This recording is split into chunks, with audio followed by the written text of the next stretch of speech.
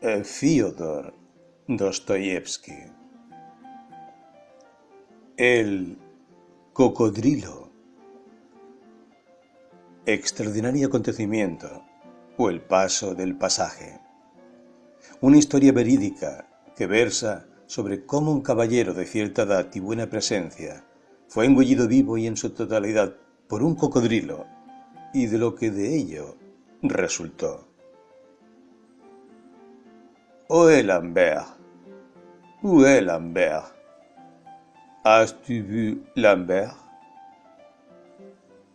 1.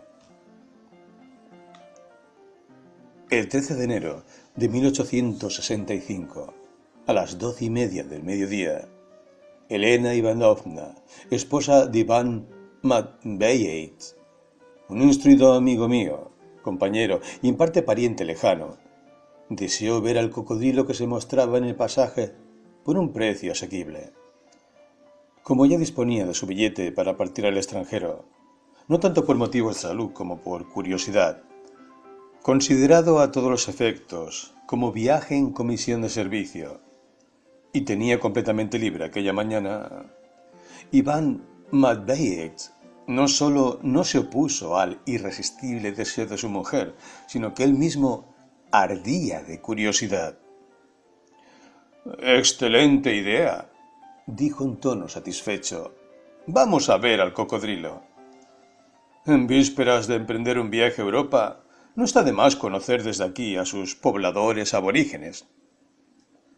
Y con esas palabras cogió del brazo a su esposa y se dirigió junto a ella directamente al pasaje. Y yo, como de costumbre, los acompañé como amigo de la familia. Nunca había visto a Iván Matveyev de tan buen humor como aquella inolvidable mañana. Y realmente no sabemos lo que nos depara el destino. Al entrar en el pasaje, comenzó al instante a extasiarse con la magnificencia del edificio y al llegar al establecimiento en el que se exhibía el monstruo, él mismo quiso pagar al dueño del cocodrilo los 25 kopecks de mi entrada, detalle que nunca había tenido antes. Al entrar en un saloncito de tamaño mediano, observamos que, además del cocodrilo, había allí unos exóticos loros al estilo de las cacatúas y un grupo de monos en una jaula que había al fondo. Junto a la pared, a la izquierda de la entrada, había una caja de hojalata en forma de bañera, cubierta con una fuerte red metálica, con un poco de agua. Y en ese minúsculo charco moraba un enorme cocodrilo, tumbado como un tronco y completamente inmóvil, privado al parecer de todas sus facultades, a causa de nuestro clima inhóspito y húmedo para los foráneos. Al principio, aquel monstruo no despertó en ninguno de nosotros una curiosidad especial. ¿Con que este es el cocodrilo? Y yo que me lo figuraba de otro modo, dijo Elena Ivanovna, con voz cantarina, ligeramente desengañada. Probablemente pensó que estaría cubierto de brillantes. Un alemán que salió a nuestro encuentro y que era el propietario del cocodrilo nos miraba con un aire excesivamente orgulloso. «Tiene razón», me susurró Iván Matveyev, «pues sabe que en todo territorio ruso solo él está exhibiendo ahora a un cocodrilo». Aquel absurdo comentario también lo atribuyo al extraordinario buen humor que se había apoderado de Iván Matveyev, que en otras ocasiones era algo envidioso. «Me parece que su cocodrilo no está vivo», dijo nuevamente Elena Ivanovna, molesta por la rigidez del dueño, y dirigiéndose a él con un estilo muy femenino y una graciosa sonrisa capaz de aplacar al más grosero. «Oh, no, señora», respondió aquel, pronunciando con dificultad el ruso, a la vez que levantaba la red hasta la mitad de la caja y daba con un palo en la cabeza del cocodrilo. Para dar señales de vida, el astuto monstruo movió ligeramente las patas y la cola, y cuando levantó el morro, lanzó algo similar a un intenso resuello. «No te enojes, Karigen», dijo cariñosamente el alemán, todo satisfecho. «Qué desagradable es este cocodrilo. Incluso me ha asustado», murmuró coquetamente Elena Ivanovna. «Ahora tendré pesadillas». «Si está dormido, no la morderá, señora», observó con galantería el alemán, riendo la agudeza de sus palabras, sin que ninguno de nosotros le respondiera. «Vamos, Semyon Semyonovich», continuó Elena Ivanovna, dirigiéndose exclusivamente a mí. «Será mejor que vayamos a ver a los monos. Me gustan muchísimo los monos. Son tan simpáticos, mientras que el cocodrilo es horrible». «No temas, amiga mía», gritó a nuestro paso Iván Matveich, pavoneándose simpático ante su esposa. «Ese señorito habitante del reino de los faraones no nos puede hacer nada», dijo, y continuó junto a la caja. Por si fuera poco, comenzó a hacerle con su guante cosquillas en la nariz al cocodrilo, pretendiendo, tal y como lo confesó más tarde, hacerle resoplar de nuevo. El dueño, como corresponde a un caballero ante una dama, siguió a Elena Ivanovna hasta la jaula donde estaban los monos.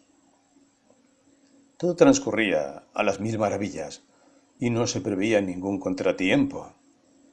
Elena Ivanovna se distrajo con los monos hasta más no poder, observándolos completamente absorta. Gritaba de alborozo, dirigiéndose continuamente a mí, como si no quisiera prestarle su atención al dueño. Se reía del parecido entre los monos y algunos de sus conocidos y amigos. Yo también lo estaba pasando bien, pues el parecido era increíble. El propietario alemán, sin saber si debía reír o no, terminó finalmente por enfurruñarse. En aquel instante, un grito horrible que parecía irreal estremeció a los que nos encontrábamos en aquel salón. Sin saber qué pensar, al principio me quedé clavado en el sitio. Al ver que en ese momento también gritaba Elena Ivanovna, me di rápidamente la vuelta, y Dios mío, lo que vi. El pobre Iván Matveyev estaba entre las horribles mandíbulas del cocodrilo. Lo tenía levantado horizontalmente, agarrado por la mitad del cuerpo y moviendo desesperadamente las piernas en el aire. Después, Iván Matveyev desapareció por un instante. Lo describiré detalladamente, pues, durante el tiempo que permanecí inmóvil, observé lo que sucedía con tanta atención y curiosidad como hacía tiempo no recordaba. Si, en lugar de a Iván Matveyev, aquello me hubiera ocurrido a mí, ¿cómo habría sentido yo un trago tan desagradable? Se me pasó por la cabeza en aquellos fatídicos momentos. Pero vayamos a los hechos. El cocodrilo, tras darle la vuelta al desdichado Iván Matveyev entre sus horribles mandíbulas, con las piernas hacia adentro, empezó por engullírselas. Después, soltando en un leve eructo a Iván Matveyev, que luchaba por escapar del cocodrilo agarrándose con las manos a la caja, lo engulló nuevamente, esta vez hasta más arriba de la cintura. Después, soltando otro eructo, continuó engulliéndolo una y otra vez. Y así ha sido como ha ido desapareciendo Iván Matveyev ante nuestros ojos. Finalmente, en un último esfuerzo, el cocodrilo se tragó a mi instruido amigo, sin dejar rastro. Por la superficie del cocodrilo se veía cómo iba deslizándose Iván Matveyev en su interior. Ya estaba dispuesto yo a lanzar de nuevo un grito, cuando, una vez más, el destino quiso gastarnos una broma. El cocodrilo, en un esfuerzo, seguramente a causa del tamaño del objeto tragado, abrió nuevamente sus fauces, de las que en forma de último eructo, y por un segundo asomó la cabeza Iván Matveyev con cara de desesperación, resbalándose al instante las gafas que cayeron al fondo de la caja. Parecía que aquella desesperada cabeza se había asomado al exterior para echar un último vistazo a todos los objetos y así poder despedirse mentalmente de todas las delicias sociales. Sin dejarle satisfacer su propósito, el cocodrilo engulló otra vez con todas sus fuerzas la cabeza, que desapareció en esta ocasión instantánea y definitivamente. Aquella aparición y desaparición de una cabeza humana, aún dotada de vida, era algo terrible, pero a la vez, quizá por la rapidez y lo inesperado del hecho, o tal vez a causa de la caída de las gafas, encerraba en sí algo tan jocoso que hizo que yo, imprevisiblemente, soltara una carcajada. Sin embargo, al darme cuenta de lo indecoroso que en aquellos momentos era reírse de un amigo de la familia, me dirigí instantáneamente a Elena Ivanovna, a la que, con gesto simpático, dije: «Adiós a nuestro Iván Matveich». No puedo expresar el grado de preocupación mostrado por Elena Ivanovna durante todo aquel proceso. Al principio, y después de lanzar el primer grito, pareció haberse quedado inmóvil, mirando con cierta indiferencia, pero con los ojos fuera de órbita, la baraúnda representada ante sus ojos. Después estalló en un llanto estremecedor, y yo le estreché las manos. En aquel instante, el dueño, que también se había quedado estupefacto ante el horror, de pronto sacudió las manos, y mirando al cielo exclamó: «¡Oh, mi cocodrilo! ¡Carigen de mi vida! ¡Mütter, Mütter, Mütter!». Al oír los gritos, se abrió la puerta trasera y apareció sofocada la tal Mütter, mujer entrada ya en años que llevaba una cofia y estaba completamente despeinada. Se lanzó hacia su hijo. Comenzó el alborozo. Elena Ivanovna, fuera de sí, solo conseguía gritar: «¡Que le abran la tripa! ¡Que le abran la tripa!», mientras se lanzaba tan pronto hacia el dueño del cocodrilo como la Mütter, y les rogaba inconscientemente para que le abrieran lo que fuera. Pero el dueño y la Mütter, haciendo caso omiso de nosotros, lloraban como dos terneros ante la bañera donde se encontraba el cocodrilo. «Está perdido. Reventará de un momento a otro por tragarse a un funcionario», gritaba el dueño. «Pobre Carigen, nuestro querido Carigen, se morirá», aullaba la dueña. «Nos deja huérfanos y sin pan», añadió el dueño. «Que le abran la tripa, que se la abran, que se la abran», gritó Elena Ivanovna, agarrándose la levita del alemán. Se estaba burlando del cocodrilo. «¿Por qué su marido hace burlas al cocodrilo?», gritó el alemán, intentando apartarse a un lado. «Y si Carigen reventar, usted tener que indemnizarme. Era como un hijo, mi único hijo». Confieso mi terrible indignación ante el egoísmo mostrado por aquel viajante alemán y la frialdad de la desgreñada Mütter. Además, los ininterrumpidos gritos de Elena Ivanovna de «¡Que le abran la tripa!» me alteraron aún más, lo que acaparó mi atención y me asustó. Diré por adelantado que aquellas extrañas exclamaciones las había entendido yo erróneamente.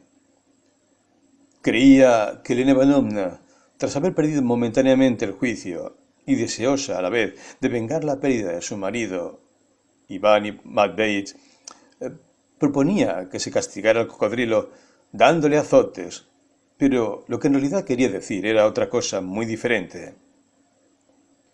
No sin cierta congoja, y mirando a hurtadillas la puerta, me puse a suplicar a Elena Ivanovna que se tranquilizara y procurara no emplear el quisquilloso término abrir. Un deseo tan retrógrado pronunciado allí, en el mismo corazón del pasaje de una sociedad instruida y a tan solo 2 pasos del salón, donde en aquellos momentos el señor Lavrov podría seguramente estar pronunciando su conferencia. no solo era algo impropio, sino incluso impensable, que podía en cualquier momento atraer la atención y los silbidos de las instruidas caricaturas del señor Stepanov. Para mi espanto, todas mis temidas sospechas resultaron ciertas al instante. De repente, se abrieron las cortinas que separaban el salón donde se ubicaba el cocodrilo del vestíbulo, donde se cobraba la entrada. En el umbral apareció una figura con bigotes, barba y una gorra en la mano. Con la parte superior de su cuerpo se inclinaba considerablemente hacia adelante, como si tuviera especial cuidado mantener los pies en el quicio de la habitación, para así poder conservar el derecho de no pagar la entrada. «Señora, ¿un deseo tan retrógrado?», dijo el desconocido, haciendo equilibrios para mantenerse en el quicio y no caer en nuestra parte. «No honra su instrucción y demuestra la insuficiencia de fósforo en su cerebro. Muy pronto será usted abucheada en la crónica del progreso y en nuestras hojas satíricas». Pero no pudo terminar su discurso. El dueño del cocodrilo recobró el sentido y al ver horrorizado al hombre que hablaba en el salón y que no había pagado nada, se lanzó furioso hacia el desconocido progresista y con los puños en alto lo empujó hacia afuera. En un instante, los dos desaparecieron detrás del cortinaje. Solo entonces me percaté de que toda aquella baraúnda había surgido de la nada. Elena Ivanovna resultó ser absolutamente inocente y, como ya señalé más arriba, en ningún momento se le había ocurrido someter al cocodrilo al humillante y retrógrado castigo de los azotes, sino que sencillamente había deseado que con un cuchillo le abrieran el vientre para rescatar de su interior a Iván Matveich. «¿De modo que quiere usted que desaparezca mi cocodrilo?», gritó nuevamente el dueño. «Pues no. ¿Cómo va a desaparecer primero su marido y después el cocodrilo? Mi padre mostrar el cocodrilo, mi abuelo mostrar el cocodrilo, mostrar mi hijo y mostrar yo ahora. A mí me conoce Europa entera y usted, que nadie conocer en Europa, tendrá que pagarme una multa». «Eso es», gritó furiosa la alemana. «No les permitiremos marcharse de aquí hasta que nos paguen la multa, porque Karilin está reventando». «Además, sería inútil abrirlo», dije yo en tono sosegado, tratando de desviar la atención y llevarme a casa a Elena Ivanovna, ya que nuestro querido Iván Matveich estará ya seguramente camino de las nubes. «¿Amigo mío?», se oyó en aquel momento, y para nuestro asombro, era la voz de Iván Matveich. «¿Amigo mío? Creo que sería mejor actuar directamente a través de la oficina del inspector, puesto que sin la ayuda policial el alemán no entenderá la verdad». Aquellas palabras, pronunciadas con firmeza y que expresaban un inmejorable estado de ánimo, nos sorprendieron de tal modo que al principio nos resistimos a dar crédito a nuestros oídos. Sin embargo, al instante salimos corriendo hacia la bañera donde estaba el cocodrilo, y con tanta reverencia como incredulidad nos pusimos a escuchar al infeliz preso. Su voz era apagada, fina e incluso algo chillona, como si proviniera de una considerable lejanía. Parecía que un bromista, que se hubiera marchado a otra habitación y se hubiera tapado la boca con una almohada, representara ante el público cómo se llamaban uno a otro dos hombres que se encuentran en el desierto o separados por un profundo barranco. Esa representación ya había tenido yo el placer de contemplarla unas navidades en casa de unos amigos. «Iván Matveich, amigo mío, ¿estás vivo?», balbució Elena Ivanovna. «Sano y salvo», respondí Iván Matveich, «y gracias al Todopoderoso, tragado sin el menor rasguño. Solo me preocupa una cosa. ¿Cómo verán este episodio los jefes? Pues teniendo ya en la mano el billete para partir al extranjero, acerté a colarme dentro de un cocodrilo, algo que incluso no resulta muy agudo. Amigo mío, no debes preocuparte de lo que puede resultar poco agudo. Antes que nada es preciso que te saquen, escarbando de algún modo del interior del cocodrilo, interrumpió Elena Ivanovna. ¿Escarbar? Gritó el dueño. No permitiré que escarben a mi cocodrilo. Ahora tendremos mucho más público. Yo pediré Fushing Copex y Carillen ya no necesitará comer. Gracias a Dios, añadió la dueña. Tienen razón, observó tranquilamente Iván Matveich. El principio económico está antes que nada. Amigo mío, exclamé, ahora mismo salgo corriendo para ver a los jefes y presentarles quejas, pues presiento que no podremos arreglarnos solos con este desaguisado. Pienso lo mismo, observó Iván Matveich, pero en nuestros tiempos de crisis comercial resulta difícil abrir la barriga de un cocodrilo sin una compensación económica, y más si se plantea la inevitable pregunta de cuánto cobraría el dueño por su cocodrilo y quién pagaría, pues sabrás que no tengo medios. Tal vez pidiendo un anticipo del sueldo, observé yo tímidamente, pero el dueño enseguida me interrumpió. No venderé el cocodrilo ni por 3 ni por 4.000 rublos. Ahora tendremos mucho público. Venderé el cocodrilo por 5.000 rublos. Resumiendo, él fanfarroneaba indecentemente, y la codicia y la repugnante avidez brillaban alegres en sus ojos. «Me voy», grité yo, indignado. «Y yo también.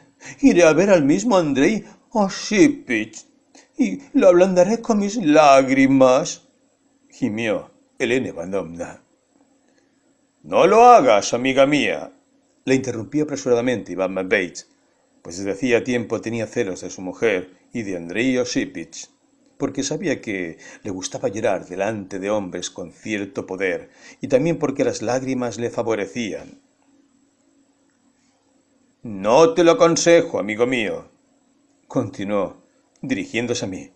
«No hay que apresurarse, pues no sabemos en qué puede desembocar esta gestión. Sería mejor que hoy mismo te dirigieras a Timofei Semyonovich, como una simple visita privada. Es un hombre chapado a la antigua, de no muchas luces, pero serio, y lo más importante es que se trata de un hombre recto. Salúdale en mi nombre y descríbele la situación en que me encuentro. Como le debo 7 rublos desde la última partida de cartas, aprovecha la ocasión para entregárselos. Este gesto suavizará al severo anciano. En todo caso, su consejo nos servirá para orientarnos. Entre tanto, llévate de aquí a Elena Ivanovna. Tranquilízate, amiga mía, dijo, dirigiéndose a su mujer. Estoy cansado de tantos gritos y disputas y me gustaría dormir un poco. Esto, a pesar de todo, es cálido y muy mullido, aunque todavía no me ha dado tiempo a inspeccionar bien este inesperado refugio mío. ¿Inspeccionarlo?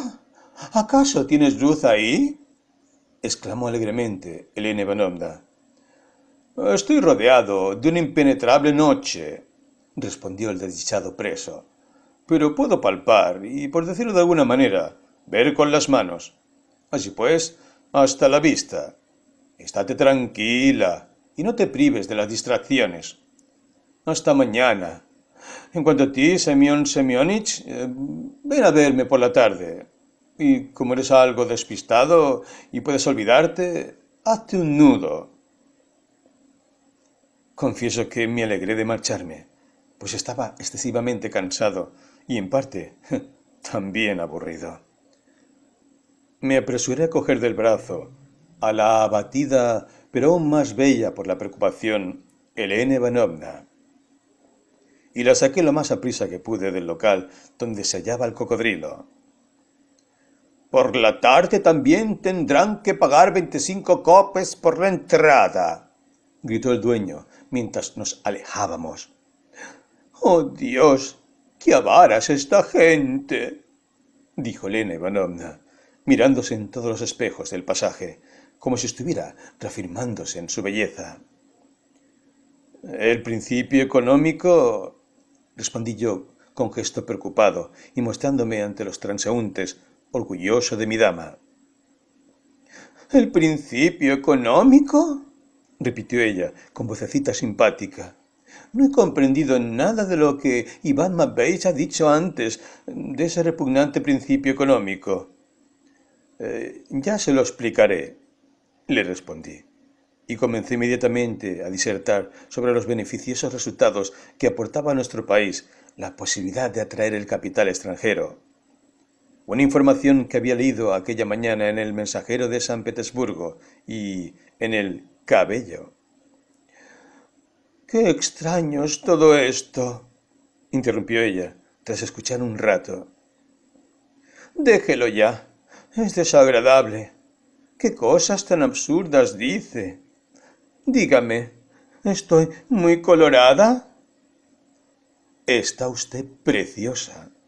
O mejor dicho, sonrojada, apunté yo, aprovechando la ocasión para lanzarle una lisonja. ¡Qué juguetón!, susurró ella encantada. Pobre Iván Matveich, añadió al instante, inclinando coquetamente su cabeza hacia el hombro. A decir verdad, me da lástima. ¡Oh, Dios mío!, gritó de pronto. Dígame, ¿cómo va a comer hoy allí? ¿Y de qué modo podrá, si necesita algo? Esta es una cuestión que no habíamos previsto, respondí, igualmente apesadumbrado. A decir verdad, si se me había ocurrido pensar hasta qué punto suelen las mujeres ser más prácticas que los hombres ante los problemas cotidianos. ¡Pobre! ¿Cómo ha podido colarse allí, donde no hay distracciones y se está a oscuras? ¡Qué lástima si me quedara sin una fotografía suya! De modo que ahora soy algo así como una viuda, añadió ella, con una seductora sonrisa, interesándose por su nueva situación. A pesar de todo, me da mucha lástima. En una palabra, una melancolía incomprensible y real, por su esposo fallecido, se expresaba en una mujer joven y atractiva. Finalmente la acompañé a su casa, la tranquilicé, y después de almorzar y tomarse una taza de aromático café, a las 6 de la tarde, me dirigí a casa de Timofei Semyonich, teniendo en cuenta que a esas horas la gente de bien suele estar en casa. Tras escribir este primer capítulo con un estilo que corresponde al acontecimiento del relato, emplearé en lo sucesivo un tono menos elevado y más natural, lo cual adelanto anticipadamente al lector. 2. El respetable Timofei Semyonich me recibió algo apurado, como si estuviera confuso.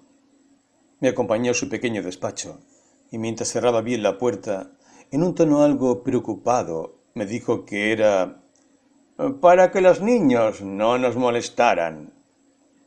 A continuación, tras ofrecerme asiento junto a su mesa de despacho, se sentó en su sillón, se recogió los bajos de su vieja bata y adoptó un aire oficial, incluso algo severo, aunque en absoluto fuera mi jefe ni el de Iván Matveich, sino que, por el contrario, se consideraba hasta entonces simplemente un compañero y conocido.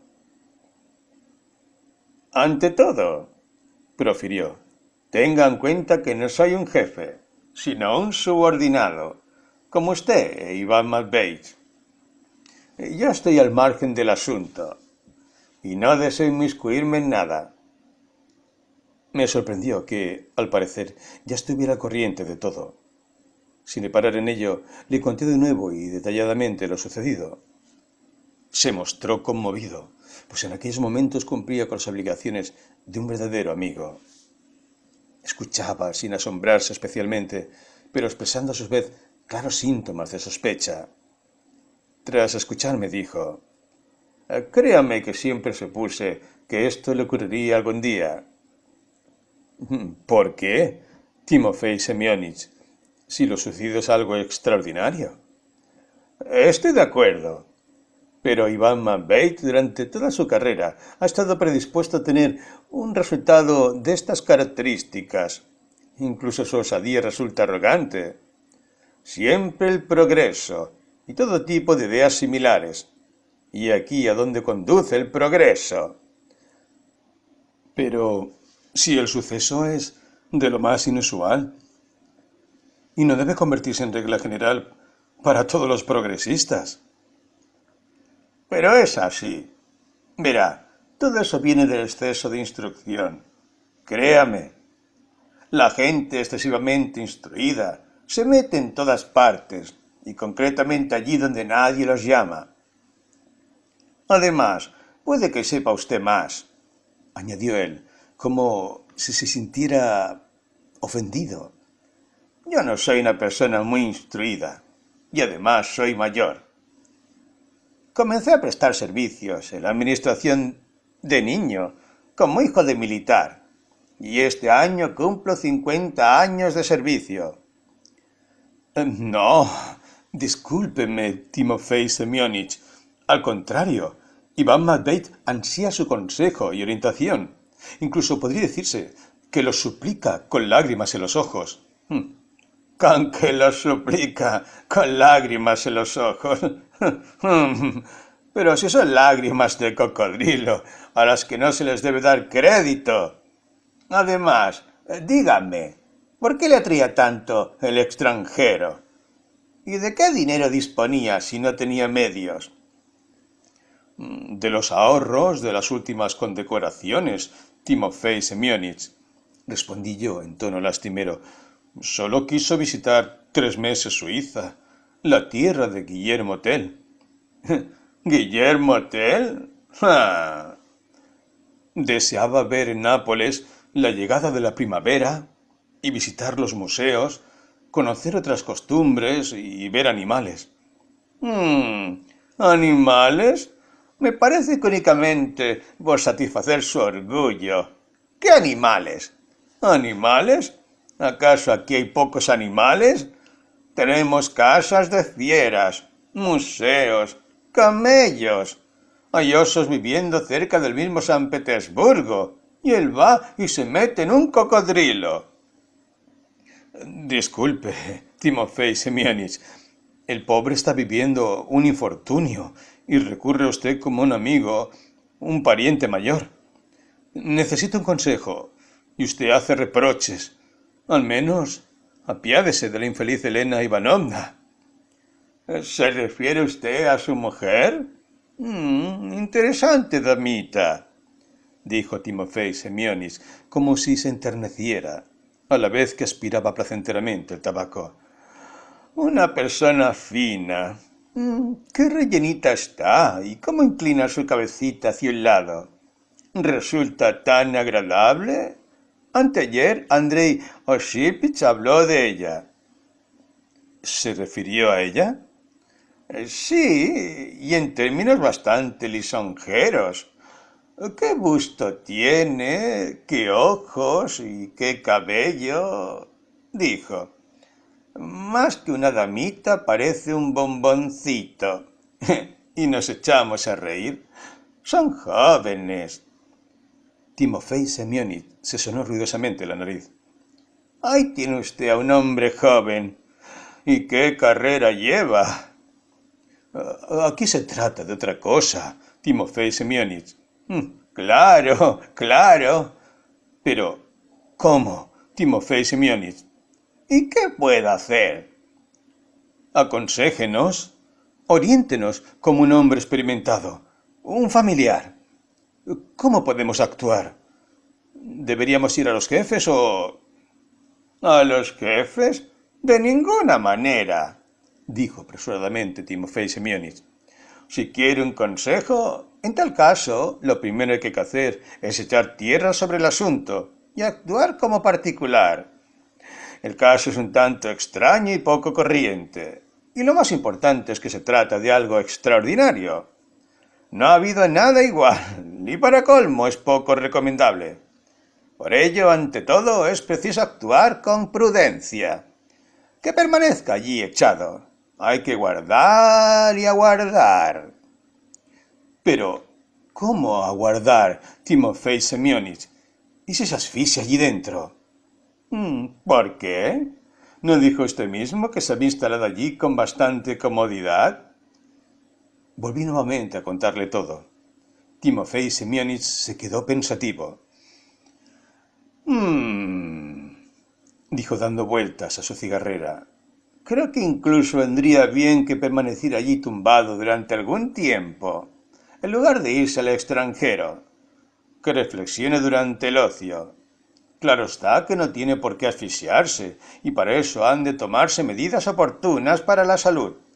Tener la precaución de no coger un resfriado y cosas por el estilo. En cuanto al alemán, me parece que está en todo su derecho, e incluso en mayor medida que la otra parte, ya que es en su cocodrilo en el que se han introducido sin consentimiento previo, y no él quien se metió sin consentimiento en el cocodrilo de Iván Matvey. Y además quiero recordar que él no ha llegado a tener su propio cocodrilo, y como éste constituye una propiedad, no se permite abrirlo sin una indemnización. Por salvar la humanidad, exclamó Timofey Semyonich. Este es un asunto que compete a la policía. Habrá que dirigirse a ella. Podrán requerirle la oficina. Podrían necesitarle. ¿Necesitar Iván Matvey? Además, se considera que está de permiso, con lo cual podemos ignorar el asunto. Y él que se dedique a estudiar allí las tierras europeas. Otra cosa sería que no apareciera después de transcurrido el tiempo, en cuyo caso preguntaríamos y solicitaríamos informes. Son 3 meses. Apiádese, Timofey Semyonich.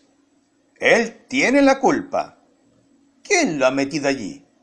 Si a eso vamos, hasta habría que contratarle una criada a cuenta del Estado, cosa que no corresponde a su categoría laboral. Y lo más importante es que el cocodrilo es una propiedad, y por lo tanto aquí entramos en el campo del principio económico, y este es prioritario. Hace 3 días, en casa de Luki Andreich, ya lo comentaba Ignati Prokofich. ¿Conoce usted a Ignati Prokofich? Es un capitalista que maneja grandes negocios y se expresa muy bien. Necesitamos industria, dice. Tenemos poca industria, es preciso que nazca. Y si hay que crear los capitales, en tal caso también la clase media, es decir, que nazca la así llamada burguesía.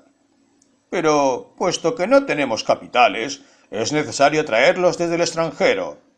Para ello, en primer lugar, para la compra de nuestras tierras hay que dar entrada a las compañías de fuera, tal y como se estipula ahora en el extranjero.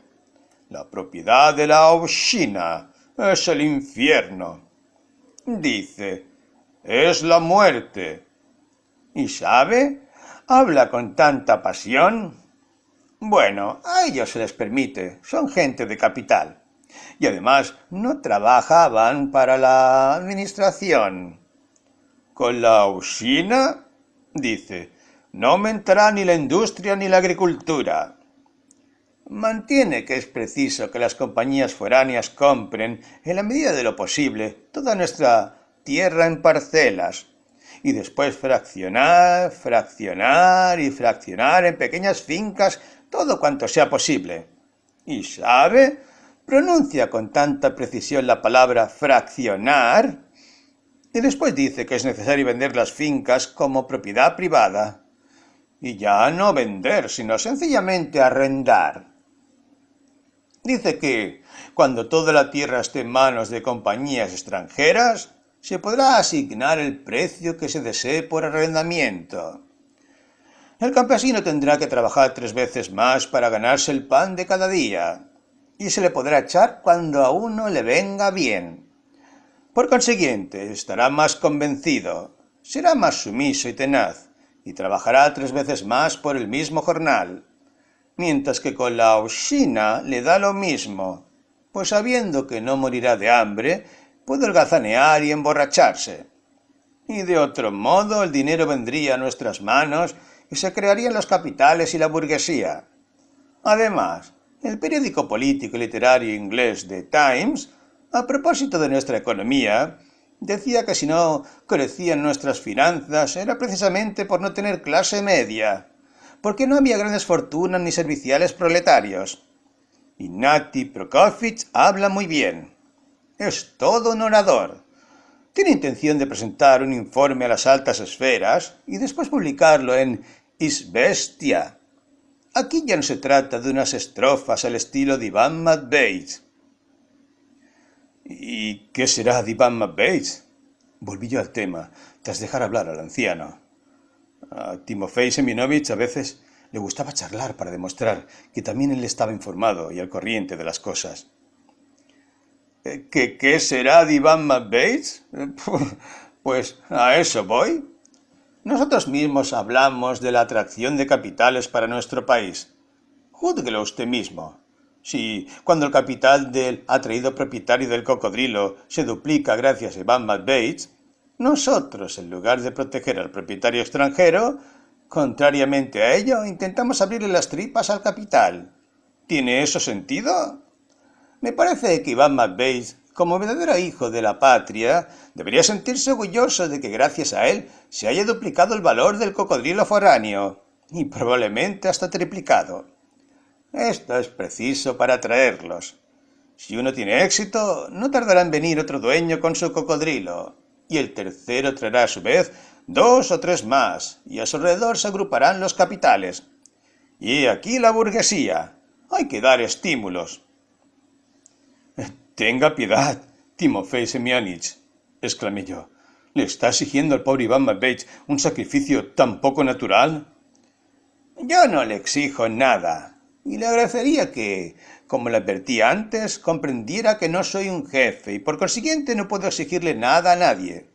Estoy hablando como el hijo de la patria, o mejor dicho, no como el hijo de la patria, sino sencillamente como un hijo de la patria. Y una vez más, ¿quién le mandaba meterse allí? Un hombre serio, un funcionario de cierto nivel, casado legalmente, de pronto da un paso así. ¿Tiene esto sentido? Pero si todo sucedió accidentalmente. ¿Quién sabe? Además, dígame, ¿con qué dinero se le pagaría al dueño del cocodrilo? Tal vez con el sueldo de él, Timofei Semyonovich. ¿Le llegará? No le llegará, Timofei Semyonich, respondí yo, entristecido. El propietario del cocodrilo al principio temió que el animal fuera a reventar, pero después, convencido de que todo marchara bien, empezó a darse importancia, alegrándose de poder doblar el precio. Y triplicar y hasta cuadriplicar. Afluirá el público, y los propietarios del cocodrilo son gente hábil. A ellos se une que estamos en carnavales, días en que se come carne y hay tendencia a divertirse. Por eso, repito que Iván Matveich no tenga prisa y permanezca allí de incógnito como observador. Que todos sepan que está dentro del cocodrilo, pero sin comunicarlo oficialmente. En este sentido, Iván Matveich se encuentra en unas condiciones especialmente favorables, puesto que se le considera fuera del país. Y si dicen que está en el interior del cocodrilo, nosotros no lo creeremos. Así podremos sobrellevar el asunto. Lo más importante es que espere pacientemente. Además, ¿qué prisa tiene? Pero, ¿y si...? No se preocupe. Es de constitución fuerte. Bueno, ¿y después de haber esperado pacientemente? No voy a ocultarle que el caso es extremadamente intrincado. Es incongruente. Y aún peor, no ha habido un caso similar. Si tuviéramos un ejemplo, podríamos guiarnos de algún modo, pero ¿qué solución tiene esto? Si cuando uno empieza a comprender algo, el asunto se le va de las manos. Una idea feliz se me pasó por la cabeza. ¿Y no podría plantearse dije, puesto que le está destinado a continuar en las entrañas del monstruo, que la voluntad de la providencia conserve sus tripas, solicitarle un permiso para que se considere que está prestando servicios? ¿Como si estuviera de permiso sin sueldo? ¿Y no podría ser con sueldo? ¿En calidad de qué? Como si estuviera en comisión de servicio. ¿Qué comisión? ¿Y dónde? Pues en las entrañas. ¿En las entrañas del cocodrilo? Es decir, para hacer informes y estudiar los hechos desde el terreno. Esto, claro está, sería una novedad. Y al tratarse de algo progresista, demostraría a su vez inquietud por el conocimiento. Timofei Semyonich se quedó pensativo. Creo que es absurdo mandar a un funcionario en comisión de servicio a las entrañas del cocodrilo para una misión concreta, dijo finalmente. No corresponde a su categoría laboral. Además, ¿de qué misiones se podría encargar?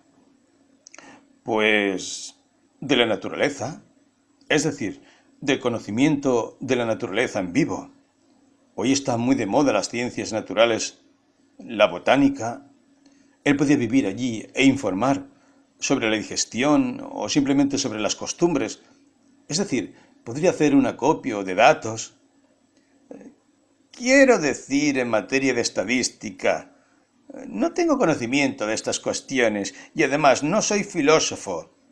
Habla usted de datos, cuando los tenemos en demasía y no sabemos qué hacer con ellos. Además, esa estadística es peligrosa.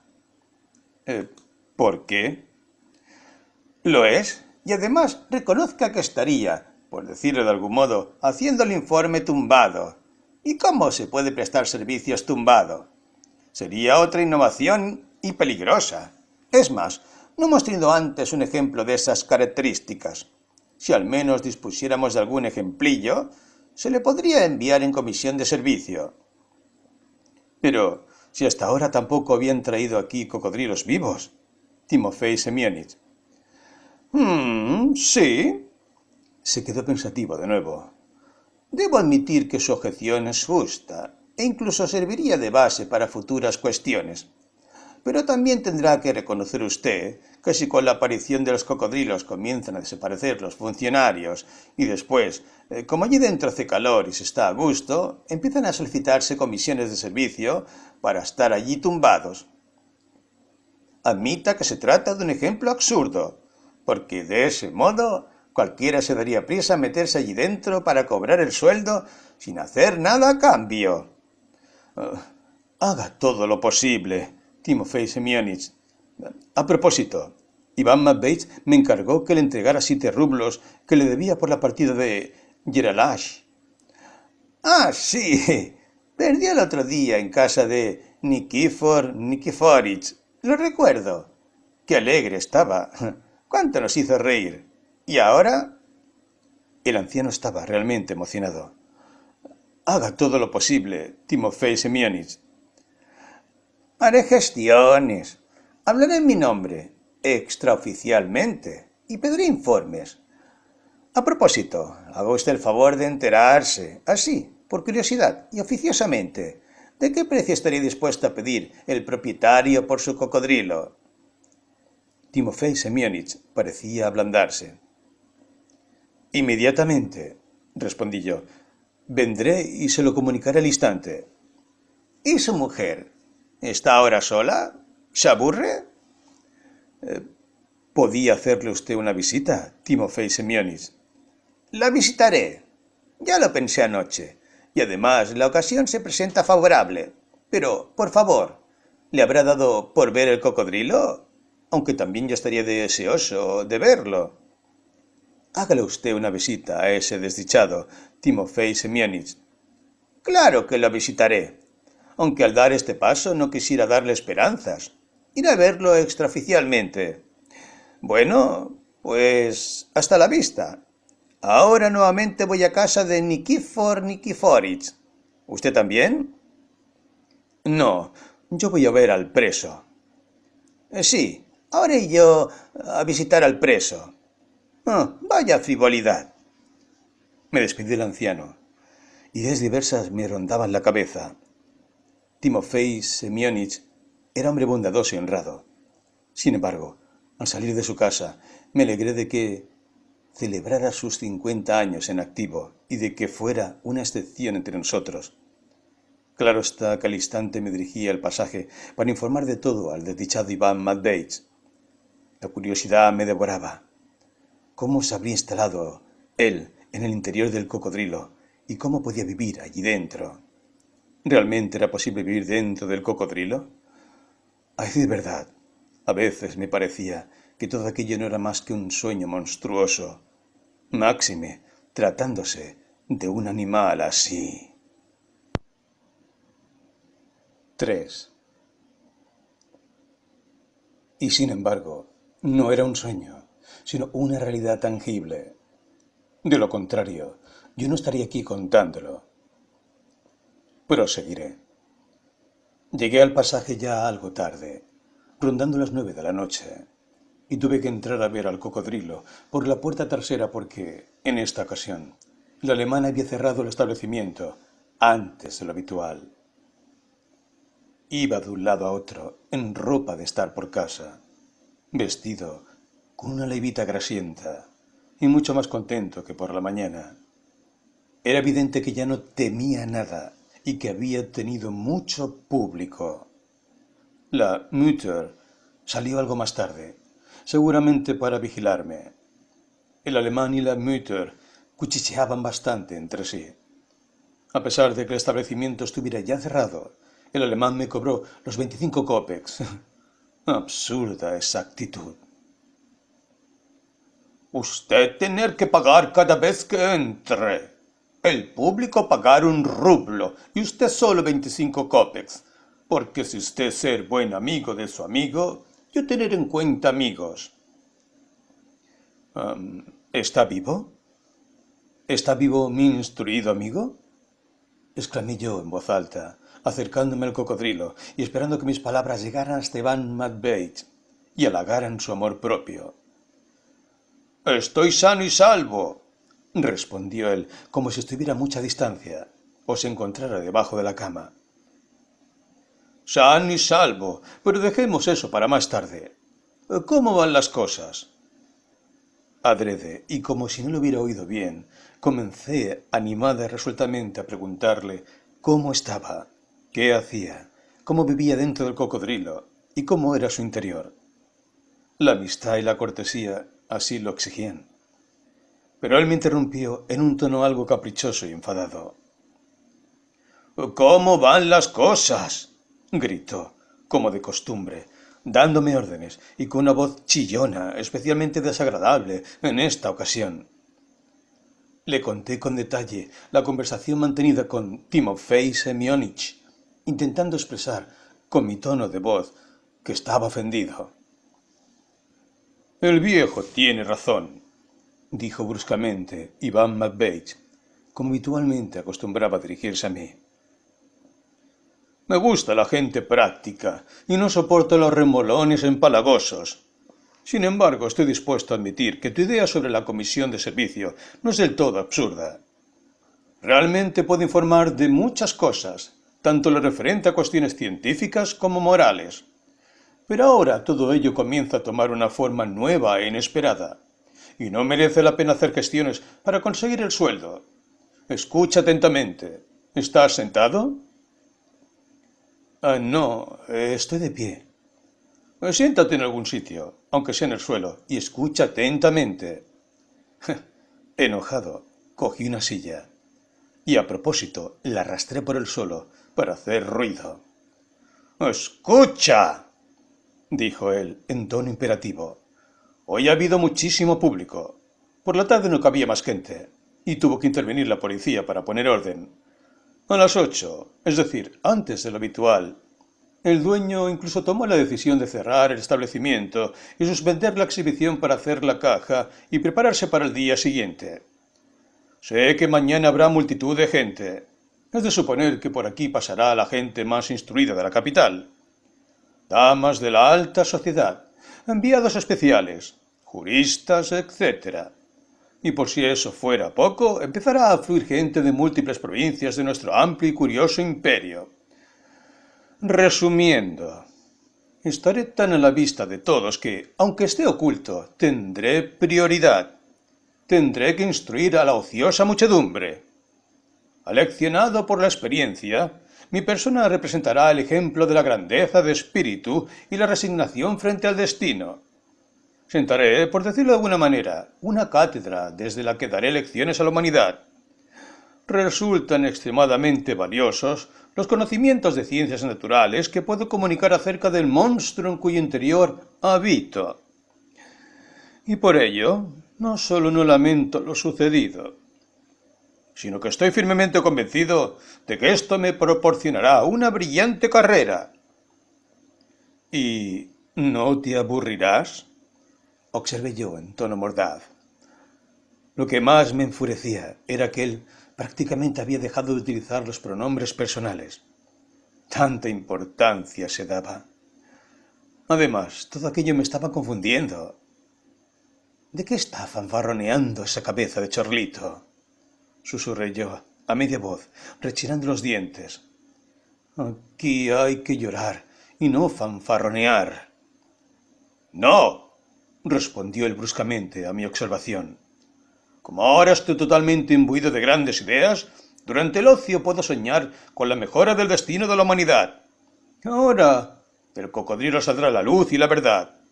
Sin duda alguna inventaré una original teoría sobre las nuevas relaciones económicas y estaré orgulloso de ella, cosa que hasta ahora no he podido hacer por falta de tiempo para el ocio, por el servicio y las vulgares distracciones mundanas. Lo refutaré todo y seré el nuevo Fourier. A propósito, ¿le pagaste los 7 rublos a Timofei Semyonich?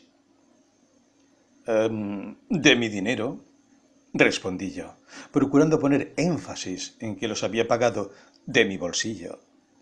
Ya haremos cuentas, respondió con arrogancia. Espero un aumento de sueldo inmediato, pues ¿a quién habrían de subir el sueldo si no es a mí? Ahora aportaré un beneficio infinito. Pero vayamos al asunto. ¿Y mi mujer? Te refieres sin duda a Elena Ivanovna. ¡Mi mujer!, gritó él, esta vez con voz estridente. No tenía salida. Con resignación y rechinando otra vez los dientes, le conté cómo la había dejado en casa.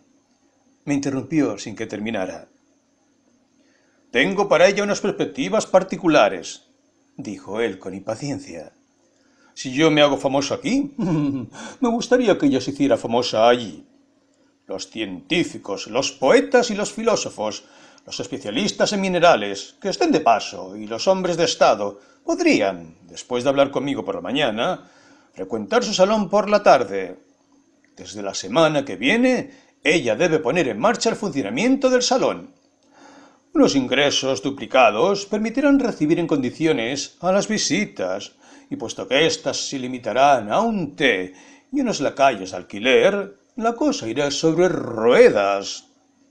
Tanto aquí como allí se hablará de mí. Desde hace tiempo ansiaba un acontecimiento que hiciera que todos hablaran de mí, cosa que no conseguía alcanzar.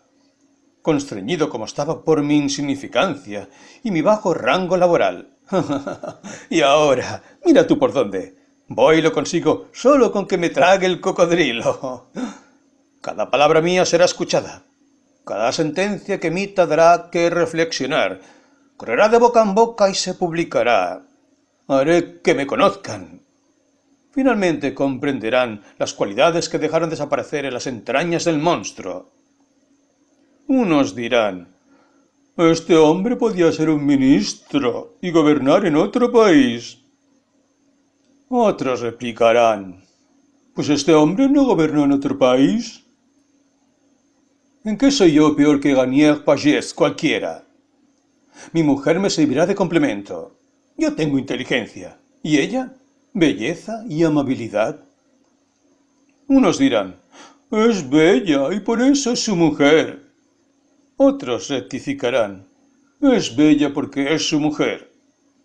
En cualquier caso, que Elena Ivanovna compre mañana mismo el diccionario enciclopédico editado por Andrei Krajewski para poder hablar de todos los temas. Que lo lea con más frecuencia el editorial político del Mensajero de San Petersburgo y lo coteje a diario con el Cabello. Supongo que el propietario accederá en alguna ocasión a llevarme junto al cocodrilo al espléndido salón de mi mujer. Estaré metido en una caja, en medio del hermoso salón, derramando agudezas seleccionadas previamente por la mañana. Le comunicaré mis proyectos al hombre del Estado. Hablaré en rima con el poeta. Me mostraré divertido y simpático con las damas, pues seré completamente inofensivo para sus maridos. Para todos los demás, apareceré como un ejemplo de resignación frente al destino y la voluntad de la providencia. Convertiré a mi mujer en una brillante literata. La empujaré hacia adelante y explicaré lo que quiere decir al público. Como esposa mía, deberá tener multitud de cualidades. Y si Andrei Alexandrovich, muy justamente lo llaman nuestro Alfredo de Musset ruso, a ella, ¿con más razón tendrían que denominarla nuestra Eugenia Turrusa? Reconozco que, a pesar de que toda esta farsa se asemejaba en parte al Iván Matveich de siempre, pensé que podía ahora tener fiebre y delirar. Y aunque en realidad se trataba del mismo Iván Matveich de siempre, parecía aumentado con una lupa. Amigo mío, le dije, ¿tienes esperanza de vivir muchos años? Dime, ¿te encuentras bien? ¿Cómo comes, duermes y respiras? Soy tu amigo, y debes comprender, puesto que lo sucedido ha sido bastante extraordinario, que también mi curiosidad es algo natural. Una curiosidad vana y nada más, dijo él en tono de sentencia.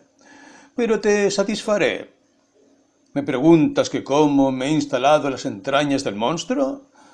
Te diré que, en primer lugar, y para mi sorpresa, el cocodrilo resultó estar totalmente vacío. Su interior se compone de algo parecido a un enorme y vacío saco de goma, al estilo de esos objetos que tanto se venden ahora en nuestras calles de Goroyovaya y Morskaya, y si no me equivoco, en la avenida de Voznesensky. Pues de no ser así, dime, ¿cómo habría podido caber yo? ¿Es posible?, exclamé yo asombrado. ¿De veras el cocodrilo estaba completamente vacío? Absolutamente, respondió, en tono firme e imponente, Iván Matveich. Seguramente así lo dispondrán las leyes de la propia naturaleza. El cocodrilo consta únicamente de una boca provista de unos afilados dientes, y al margen de esto, de una cola considerablemente larga. Y a decir verdad, eso es todo. En el centro, entre sus dos extremidades, hay un espacio vacío, recubierto de algo parecido al caucho.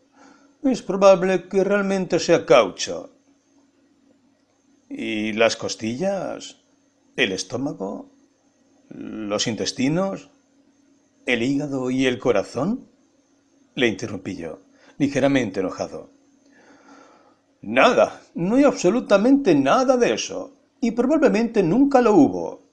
Todo eso es fantasía ociosa de viajeros superficiales.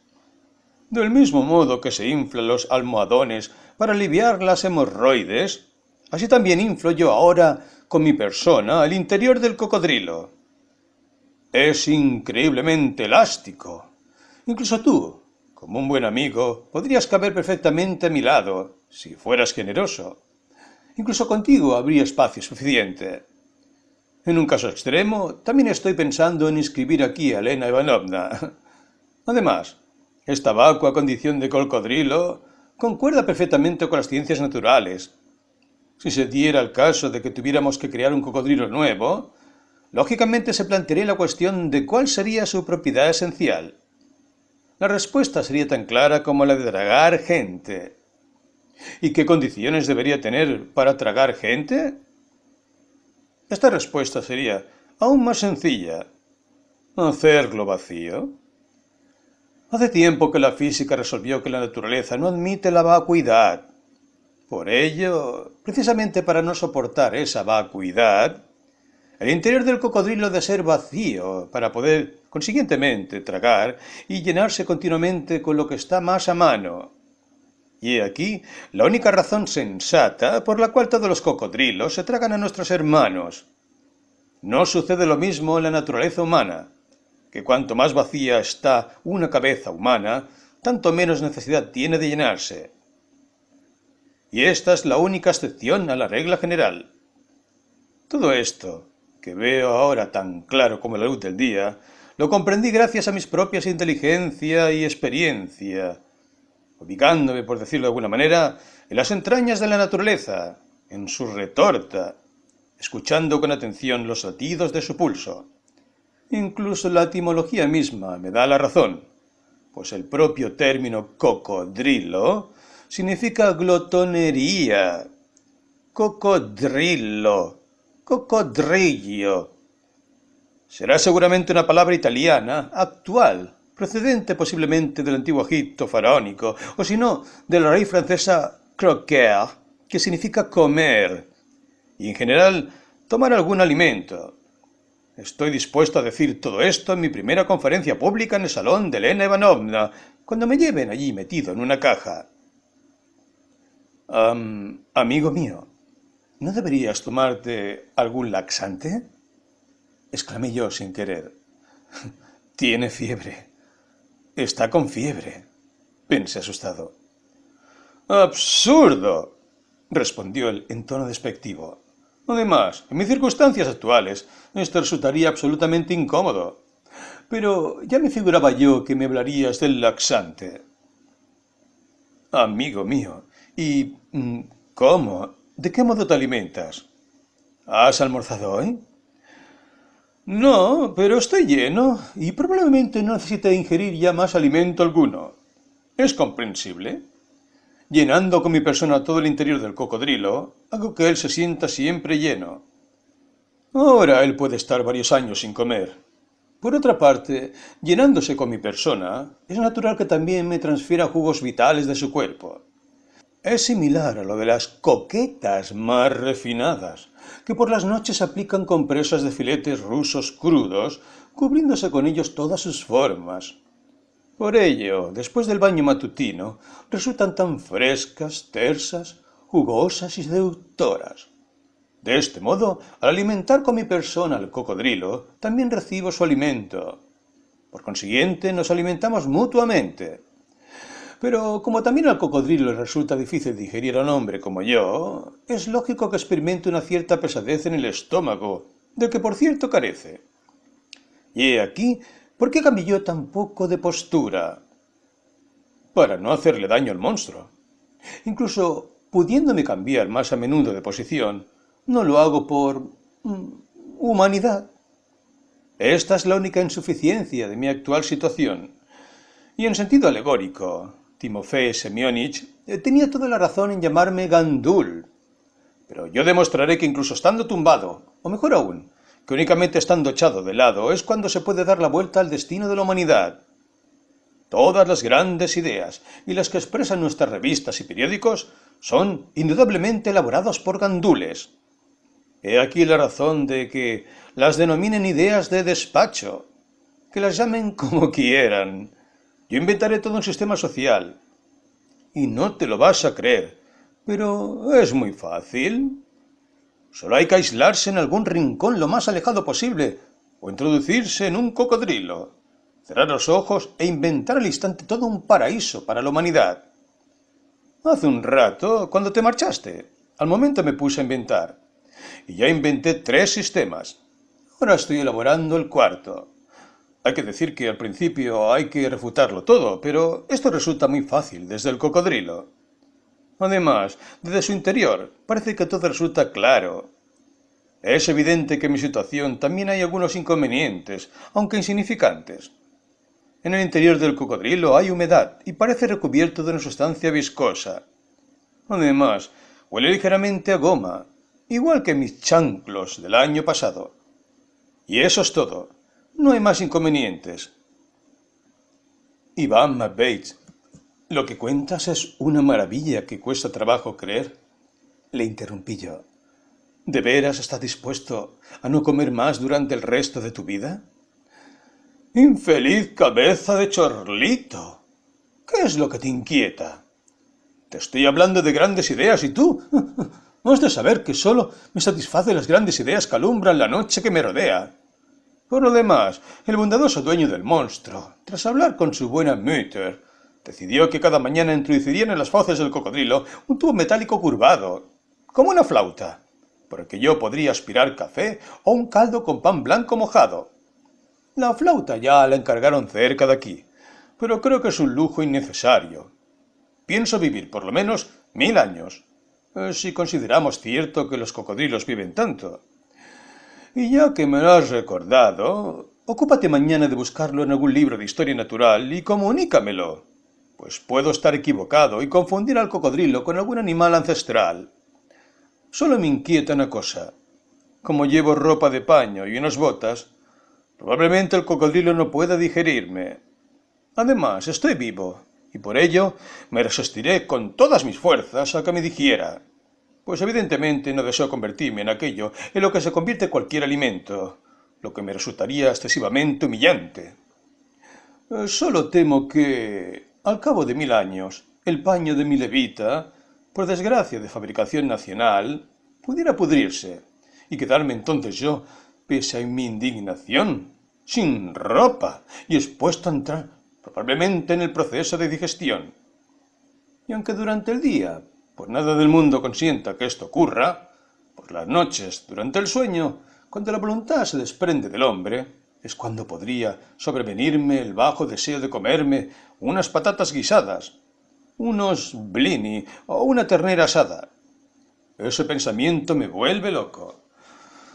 Solo por este motivo deberíamos cambiar los aranceles y alentar la importación del paño inglés, que resulta más fuerte y por tanto más resistente a la naturaleza en el caso de encontrarse uno en el interior del cocodrilo. En cuanto se me presente la oportunidad, trasladaré mi idea a alguien del gobierno y a los observadores políticos de nuestros periódicos petersburgueses. Que exclamen: espero que no sea lo único que asimilen de mí. Pero veo que, cada mañana, un montón de ellos, con sus 25 copex de la redacción, se agolparán alrededor de mí para captar mis ideas acerca de los telegramas del día anterior. Resumiendo, se me presenta un futuro espléndido. Está delirando, susurré yo entre dientes. Amigo mío, ¿y la libertad?, le dije, deseando saber su opinión. Tú, por decirlo de alguna manera, estás encarcelado. Cuando, como ser humano que eres, deberías disfrutar de libertad. Eres un necio, respondió él. Los salvajes aman la libertad, los sabios el orden. Y cuando no hay orden... Iván Bates, ten piedad. Calla y atiende, gritó él, con enfado, por haberle interrumpido. Nunca me había sentido mejor que ahora. Solo temo una cosa aquí. En mi estrecho refugio, la criatura de las voluminosas revistas literarias y el silbido de nuestra prensa satírica. Temo que los visitantes superficiales, los imbéciles, los envidiosos y en general los nihilistas se burlen de mí, pero tomaré medidas. Aguardaré impaciente la opinión pública de mañana y, sobre todo, la prensa. Comunícame mañana mismo qué dice la prensa. Está bien. Mañana mismo te traeré un montón de periódicos. Sería prematuro esperar que las réplicas salgan mañana en los periódicos, porque las noticias aparecen solo al cuarto día. Sin embargo, tendrías que venir aquí todas las tardes y entrar por la puerta trasera del patio. Estoy dispuesto a utilizarte como mi secretario. Tú me leerás los periódicos y las revistas, y yo te dictaré mis ideas y te encargaré gestiones. Lo más importante es que no olvides los telegramas, y que recibamos diariamente telegramas desde Europa. De momento basta. Probablemente tendrás sueño. Ve a casa y no pienses en lo que te he dicho a propósito de la crítica. Yo no la temo, pues es ella la que está en una situación crítica. Me bastará con ser sabio y virtuoso para colocarme inmediatamente en el pedestal. Si no he de ser Sócrates, seré Diógenes, o el uno y el otro juntos. Y este es el papel que desempeñaré en el futuro de la humanidad. Iván Bates se apresuraba a expresarse delante de mí de un modo tan superficial e insistente, claro que a causa del delirio, que se asemejaba a las mujeres de carácter débil, de las que se dice que son incapaces de guardar un secreto.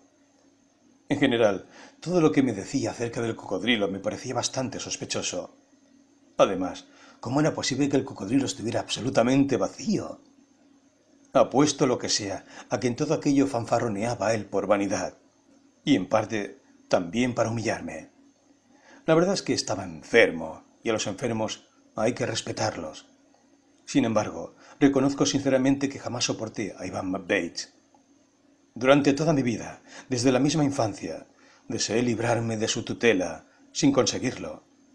Quise romper con él 1000 veces, para regresar de nuevo a su lado, como si albergara esperanzas de demostrarle algo o vengarme de algo. Qué extraña era aquella amistad. Estoy convencido de que una 10ª parte de aquella relación se basaba en el odio.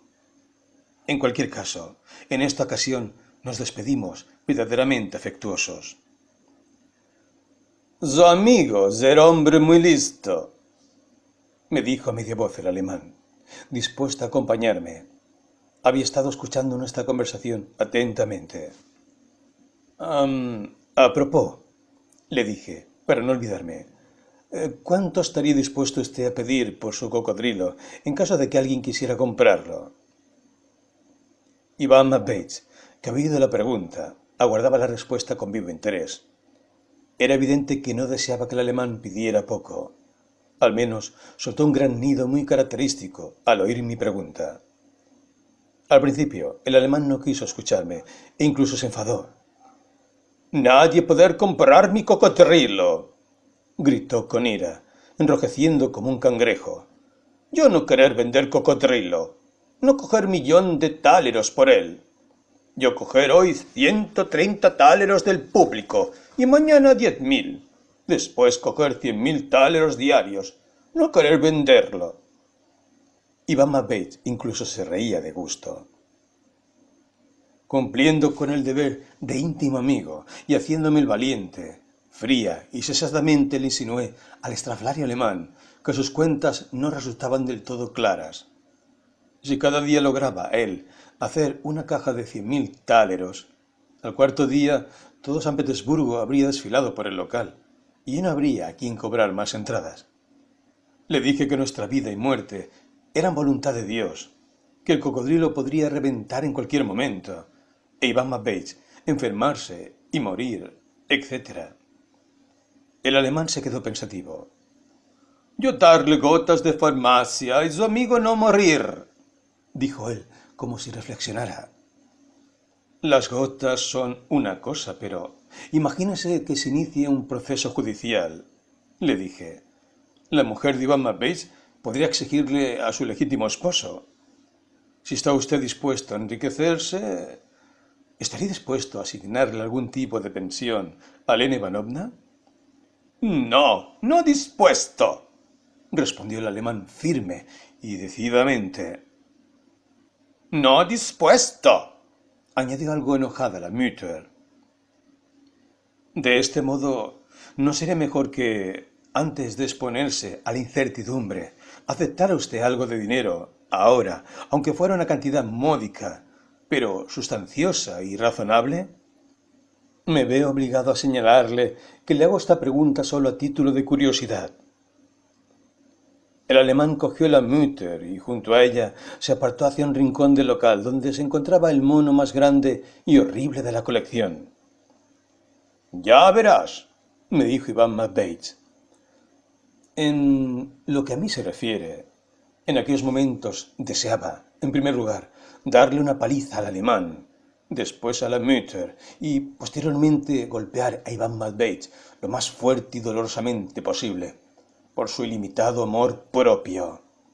Pero eso no era nada, teniendo en cuenta la respuesta del avaro alemán. Aconsejado por su Mutter, como precio de venta del cocodrilo, el alemán pidió 50.000 rublos en billetes de último empréstito. Una casa de piedra en la calle Gorojovaya, una farmacia en propiedad y por añadidura el grado de coronel ruso. ¿Lo ves?, exclamó triunfante Iván Matvеич. Ya te lo decía yo. Al margen del último e insensato deseo del grado del coronel, tiene razón, pues sabe perfectamente el precio del monstruo que muestra. El principio económico está antes que nada. ¿Qué me dice?, le grité furioso al alemán. ¿Para qué quiere el grado de coronel? ¿Qué hazaña ha realizado? ¿Qué servicio ha prestado? ¿Qué gloria militar ha conseguido? ¿Acaso no es un insensato después de esto? ¿Insensato?, gritó ofendido el alemán. No, yo seré hombre muy listo, y usted un necio. Yo merecer coronel, porque mostrar cocodrilo y en su interior un Gofrat vivo. El ruso. No poder mostrar al cocodrilo con un Gofrat vivo en su interior. Soy hombre muy inteligente y deseo mucho ser coronel. Adiós, pues, Iván Matvеич, exclamé temblando de cólera, y salí corriendo del salón donde se encontraba el cocodrilo. Sentí que, de haber permanecido allí un minuto más, no respondería de mi persona. No soportaba las esperanzas tan irreales que albergaban aquellos dos estúpidos. Una bocanada de aire me refrescó, lo que aplacó mi indignación. Por fin, después de escupir 15 veces a diestro y siniestro, cogí un coche, llegué a casa, me quité la ropa y me metí en la cama. Lo que más me molestaba era haberme convertido en su secretario. Ahora, cada tarde, me veía morir allí de aburrimiento para cumplir con las obligaciones de un verdadero amigo.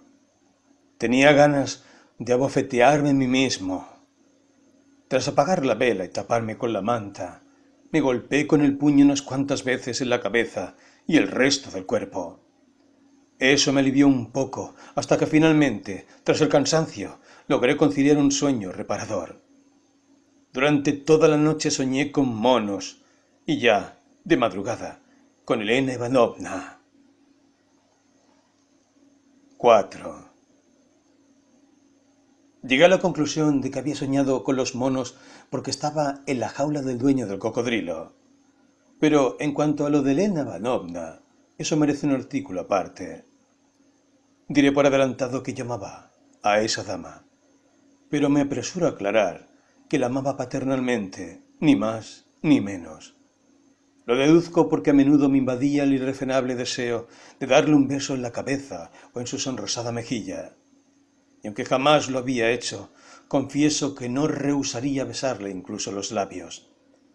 Y no solo los labios, sino los dientecillos, que cuando se reía siempre se veían como una bella hilera de preciosas perlas, porque curiosamente se reía muy a menudo. En circunstancias cariñosas, Iván Matvеич la llamaba su amada calamidad, calificativo en alto grado justo y característico. Sencillamente se trataba de una damita bombón. Por ello, no comprendo por qué el propio Iván Matvеич se figuraba a su mujer como una Eugenia Tur rusa. En todo caso, mi sueño, sin tener en cuenta a los monos, me produjo una impresión de lo más grato. Ante la taza de té de por la mañana, repasé en mi cabeza todos los acontecimientos del día anterior y de camino al trabajo decidí pasar inmediatamente por casa de Elena Ivanovna. Tenía que hacerlo, como amigo de la familia. En una habitación minúscula, contigua al dormitorio y a la que llamaban el saloncito, aunque el salón principal también era pequeño, estaba sentada Elena Ivanovna en un diminuto y bonito sofá junto a una mesita de té. Llevaba una vaporosa bata y bebía café de una tacita en la que mojaba un pequeño picatoste. Estaba seductoramente hermosa, pero daba la impresión de estar pensativa. «¡Ah! ¿Es usted, pillín?», exclamó con una sonrisa algo despistada. «Siéntese, juguetón. ¿Qué hizo usted ayer? ¿Estuvo en el baile de máscaras?» «¿Pero estuvo usted? Si yo no salgo. Además, ayer estuve visitando a nuestro preso». Suspiré, haciendo un gesto piadoso al tomar café. ¿A quién? ¿A qué preso? Ah, sí, pobrecito. ¿Qué tal está? ¿Se aburre? ¿Sabe? Me gustaría preguntarle algo. ¿Verdad que ahora puedo solicitar el divorcio? ¿El divorcio? Grité con indignación, a punto de derramar el café. Es por aquel moreno, pensé, enfadándome para mis adentros. En efecto, había un moreno con bigotes, que trabajaba en asuntos relacionados con la construcción, que los visitaba con excesiva frecuencia y al que se le daba especialmente bien hacer reír a Elena Ivanovna. Confieso que le odiaba, y no me cabía duda de que ayer mismo ya se había dado prisa en ver a Elena Ivanovna, bien en el baile de máscaras, bien aquí, y decirle una sarta de estupideces. Vamos a ver, dijo apresuradamente Elena Ivanovna, como si estuviera completamente aleccionada. ¿Acaso debo esperarle aquí, mientras él está dentro del cocodrilo, sin esperanzas de poder salir en la vida? Un marido debe vivir en casa, y no dentro de un cocodrilo. Pero si ha sido un contratiempo imprevisible, dije yo, con un tono visiblemente preocupado. No diga nada. No quiero, exclamó ella, completamente enfadada. Siempre está usted llevándome la contraria. ¡Qué malo! Con usted es imposible. No me aconseja nada. Si incluso la gente dice que se me concedería el divorcio porque Iván Matveich ya no cobrará más sueldo. Elena Ivanovna, ¿es a usted a quien yo estoy oyendo? Exclamé yo en tono patético. ¿Quién es el malvado que le ha metido todo eso en la cabeza? Además, obtener el divorcio por un motivo tan insustancial como es el sueldo resulta absolutamente imposible. Pobre Iván Matveich, el que, incluso en el interior del monstruo, arde en amores por usted. Es más, incluso se derrite como un azucarillo del amor que siente por usted. Ayer por la noche, mientras usted se divertía en el baile de máscaras, él me decía que en el último caso estaría dispuesto a inscribirla consigo en las entrañas del cocodrilo, en calidad de su legítima esposa. Además, resulta que el cocodrilo dispone de espacio suficiente, y no solo para 2, sino incluso para 3 personas. A continuación, le conté la parte más interesante de la conversación que mantuve el día anterior con Iván Matveich. ¿Cómo? ¿Cómo? Exclamó ella sorprendida. ¿No pretenderá que también yo me meta allí, junto a Iván Matveich? Vaya ideas. Además, ¿cómo puedo meterme allí con sombrero y vestido de crinolina? Señor, qué estupidez. Pero, ¿qué postura adoptaría yo cuando fuera a hacerlo? ¿Y si hubiera alguien mirándome? Es ridículo. ¿Qué comería allí dentro? ¿Y cómo haría cuando... ¡Ay, Dios mío! Lo que se les ha ocurrido. ¿Qué distracciones hay allí? Dijo usted que allí huele mucho a caucho. ¿Y qué sería de mí si nos enfadáramos? Tendríamos que estar tumbados uno junto al otro. ¡Uf! ¡Qué repugnante! Estoy de acuerdo con sus argumentos, queridísima Elena Ivanovna. Le interrumpí, apresurándome a expresarme con aquel comprensible entusiasmo que siempre se adueña de uno cuando siente que la verdad está de su parte. Pero, en toda esta cuestión, hay algo que usted no ha valorado. No ha valorado que, al parecer, él no puede vivir sin usted, cuando la llama a su lado. Por consiguiente, aquí hay amor, un amor apasionado, fiel y prometedor. No ha valorado usted el amor, querida Elena Ivanovna, el amor. No quiero oír nada, gesticulaba ella con su pequeña y linda manita de uñas sonrosadas y recién lavadas y cepilladas. Me va a hacer llorar. Malo. Métase usted mismo allí dentro, si tanto le agrada. Si es usted su amigo, vaya y acuéstese por amistad, allí junto a él, y pásese la vida entera discutiendo con él sobre esa tediosa ciencia. Hace usted mal en burlarse de esta posibilidad, interrumpí yo en tono grave, a la superficial señora. Pero Iván Matvey no me llamó por eso. Claro que en el caso de usted, eso solo sería cumplir con su deber, mientras que en el mío indicaría generosidad. Al explicarme ayer la extraordinaria elasticidad del cocodrilo, Iván Matvey me insinuó con bastante claridad que no solo ustedes dos, sino que también yo, como amigo de la familia, podría caber junto a ustedes. Es decir, que cabríamos los tres, siempre y cuando yo lo quisiera, porque... ¿Cómo que los tres? Exclamó Elena Ivanovna, mirándome sorprendida. ¿Que nosotros? ¿Los tres juntos? ¡Ja, ja, ja, ja, ja! ¡Qué necios son los dos! ¡Ja, ja, ja, ja, ja! Me pasaría el tiempo pellizcándoles. ¡Qué malo! ¡Ja, ja, ja, ja, ja, ja! Apoyándose en el respaldo del sofá, se puso a reír hasta saltarse de las lágrimas. Todo ello, las lágrimas y la risa juntas, resultaba hasta tal punto seductor que sin poderme resistir me lancé entusiasmado a besarle las manos, a lo que ella no puso resistencia, aunque me tiró suavemente de las orejas en señal de reconciliación. Acto seguido, nos alegramos y yo le conté todos los proyectos del día anterior de Iván Matvey. Le gustó sobremanera la idea de las tardes de recepción y la apertura de su salón. Lo que ocurre es que necesitaré vestidos nuevos, observó ella, y para ello Iván Matvey debería enviar más dinero, y lo más urgentemente posible. Solo que, ¿cómo es que lo van a traer metido en una caja? Agregó, algo pensativa. Es ridículo. No quiero que mi marido le lleven dentro de una caja. Pasaré mucha vergüenza delante de mis invitados. No quiero. No quiero. A propósito, ahora que me acuerdo, ¿estuvo Timofei Semyonich ayer por la tarde en su casa? Ah, sí, estuvo. Vino a consolarme. Imagínese, nos pasamos la tarde jugando a las cartas. Cuando perdía él, me ofrecía bombones, y cuando perdía yo, me besaba las manos.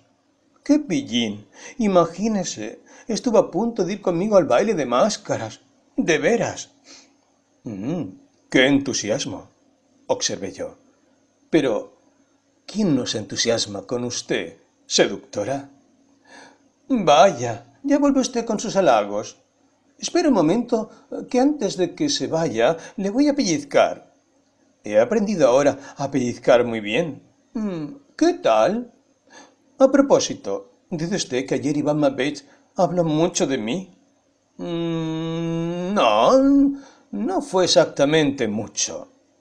Confieso que lo que más piensa él ahora es en el destino de toda la humanidad y desea que... Allá él, no me lo diga. Verdaderamente se aburre mucho. Un día de estos le haré una visita.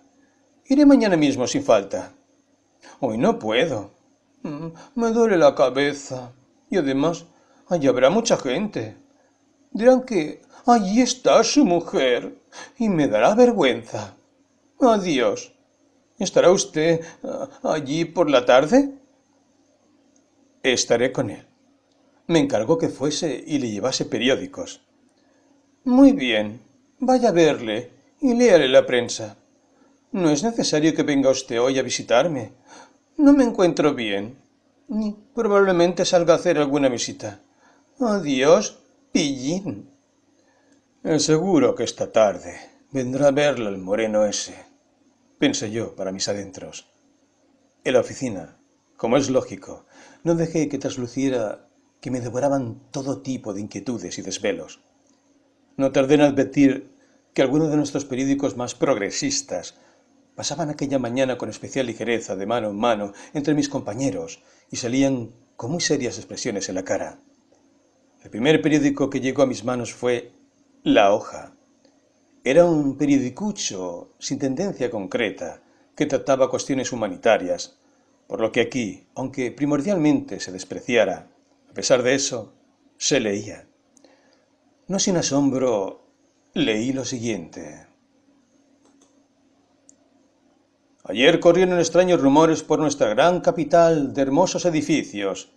Un tal N, conocido gastrónomo de la alta sociedad, cansado de la cocina de Borel y del club de esquí, entró en el edificio del pasaje y, tras dirigirse a donde muestran un enorme cocodrilo, recién traído a la capital, encargó que se lo prepararan para comer. Tras llegar a un acuerdo con el dueño, acto seguido procedió a comérselo, es decir, no al dueño, un alemán pacífico y con tendencia al orden, sino a su cocodrilo, cortando sus todavía vivos y jugosos trozos con un cortaplumas y tragándolos con inusitada rapidez. Poco a poco, todo el cocodrilo desapareció en sus obesas entrañas, de manera que ya se disponía a comerse al ichneumon, compañero inseparable del cocodrilo, suponiendo indudablemente que estaría igual de sabroso. En absoluto nos oponemos a este nuevo producto, tan conocido para gastrónomos extranjeros. Incluso lo habíamos predicho. Los lores ingleses y los viajeros pescan por partidas enteras cocodrilos en Egipto y preparan el lomo del monstruo como un bistec, aliñado con mostaza y guarnición de cebollas y patatas. Los franceses llegados de Lesseps prefieren las patas asadas a la brasa, lo que hacen para fastidiar a los ingleses que se burlan de ellos. Claro está que aquí se valora tanto lo uno como lo otro. Por otra parte, estamos muy satisfechos de esta nueva rama alimenticia que escasea especialmente en nuestra poderosa y diversa nación. Tras este primer cocodrilo, desaparecido en las entrañas del gastrónomo petersburgués, antes de que transcurra el año, traerán aquí indudablemente a cientos de ellos. ¿Y por qué no habríamos de aclimatar cocodrilos en Rusia? Y si las aguas del Neva resultaran excesivamente frías para estos exóticos habitantes foráneos, hay estanques, ríos y lagos en nuestra capital y las afueras. ¿Qué razón habría para que no pudiéramos criar cocodrilos, por ejemplo, en Pargolovo, Pavlovsky, Moscú, o en los estanques de Presnensky y en Samotiok? Si se les proporciona un alimento sano y placentero a nuestros refinados gastrónomos, podrían divertir a las damas que pasean a orillas de los estanques, a la vez que instruir con su presencia a los niños en materia de ciencias naturales. Con la piel del cocodrilo se podrían elaborar estuches, maletas, cigarreras y carteras, y puede que hasta más de un sobado billete de 1000, de los que tanto gustan a los mercaderes, pudiera caber en la piel de un cocodrilo. Esperamos poder volver una vez más a esta interesante cuestión. Aunque me esperaba algo por el estilo, me confundió la inexactitud de la noticia. Sin encontrar a nadie con quien pudiera cambiar impresiones, me dirigí a Proyors-Savitch, que ocupaba una mesa frente a la mía. Observé que desde hacía un buen rato me vigilaba con la vista, sosteniendo en sus manos el diario El Cabello, como si se dispusiera a entregármelo. Sin mediar palabra, cogió el periódico La Hoja y me entregó a cambio El Cabello, en el que, con una uña, había señalado el artículo sobre el que, seguramente, deseaba llamar mi atención. Aquel Proyors-Savitch era un hombre extraño, viejo, callado y solterón. No trataba con ninguno de nosotros. Apenas hablaba con la gente de la oficina. Mantenía siempre su propio punto de vista y no soportaba tener que comunicárselo a nadie. Vivía solo y casi ninguno de nosotros había estado en su casa. He aquí lo que leí, señalado por él, en El Cabello. Bien es sabido por todos que somos progresistas y humanitarios, y deseamos seguir en esa dirección los pasos de Europa, pero sin reparar en nuestros esfuerzos y los desvelos de nuestro periódico, todavía estamos lejos de la madurez, tal y como demostró ayer un suceso acaecido en el pasaje, y que ya habíamos pronosticado. Un propietario extranjero llegó a la ciudad trayendo consigo un cocodrilo, que comenzó a mostrar al público en el pasaje. Enseguida nos apresuramos a dar la bienvenida a esta nueva rama de la útil industria que escasea por completo en nuestra poderosa y diversa nación. Y aquí que ayer, a las 4:30 de la tarde, en la tienda del propietario extranjero, entró un sujeto extraordinariamente grueso y en estado de ebriedad, que tras pagar la entrada y sin avisar a nadie, se introdujo a las fauces del cocodrilo que, como era lógico, se vio en la necesidad de tragarle, aunque solo fuera por instinto de protección y para no atragantarse. Nada más caer en el interior del cocodrilo, el desconocido se quedó dormido. No le causaron impresión ni los gritos del propietario extranjero, ni el llanto de su asustada familia, ni las amenazas de llamar a la policía. Del interior del cocodrilo solo se oían risas y promesas para solucionar el asunto a golpes, mientras el pobre mamífero lloraba en vano, obligado a tragarse tal cantidad de carne. Haciendo caso omiso del proverbio de que un huésped no invitado es peor que un tártaro, el desvergonzado visitante no tiene intención de salir. No sabemos cómo explicar estos hechos tan bárbaros que certifican nuestra inmadurez, comprometiéndonos frente a los extranjeros. La soltura propia de la naturaleza rusa encontró su digna aplicación. Nos preguntamos qué era lo que buscaba nuestro inoportuno visitante. ¿Un cálido y confortable lugar? Hay infinidad de espléndidas casas en la capital, con pisos bastante confortables y a buen precio, así como agua corriente del Nevá, escaleras iluminadas con lámparas de gas y porterías donde los dueños disponen a menudo de un conserje. No obstante, queremos llamar la atención de nuestros lectores sobre el bárbaro trato infligido a los animales domésticos. Como es lógico, al cocodrilo le resultaba difícil digerir de golpe semejante cantidad de carne, y se ve ahora obligado a estar tumbado, hinchado como una montaña, y aguardando la muerte en medio de insoportables sufrimientos. En Europa, desde hace ya tiempo, se persigue judicialmente al trato inhumano que se inflige a animales domésticos, pero sin reparar en la ilustración europea, en las avenidas y la construcción de las casas aún nos queda mucho para dejar atrás nuestros ocultos prejuicios. Las casas son nuevas, pero los prejuicios viejos.